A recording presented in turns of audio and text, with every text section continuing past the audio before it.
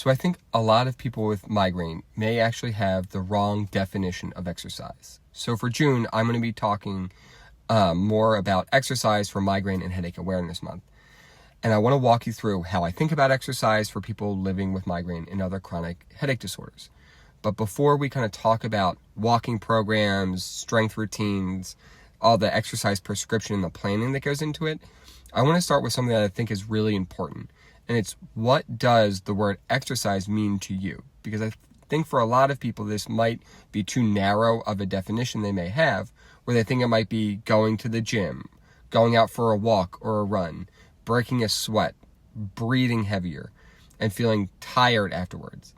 And those things certainly are exercise, and they're part of that definition, but I think that's very narrow. So the way I personally define exercise, and the way it is kind of written, is it's exercise is a plan and structured movement intended to improve health, fitness, and function. Now, notice something that's not in that definition. It doesn't say how hard you have to work. It doesn't say how intense it needs to be. It doesn't say for how long you need to be. And it doesn't say that you have to suffer through it with a migraine attack.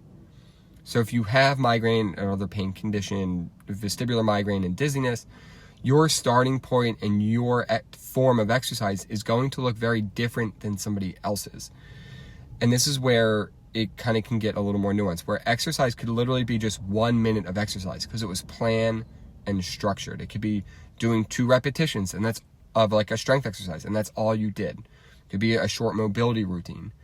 It could be, multiple rounds of 5 minutes of exercise spread throughout the day. All of those are acceptable and okay forms of exercise, right? Because the goal isn't really to prove how much you can do right now. The goal is to find a starting point that works for you with migraine. So this month, we'll talk about building on that idea of a broader definition of exercise. Now we're going to start getting into talking about the exercise planning process. But first, I really needed to expand on what the definition of exercise can look like for people. So now tomorrow, I'll kind of get in and talk a little bit more about goal setting and the whole process with that and how to break it down to make realistic goals, and then how that helps us set our starting point.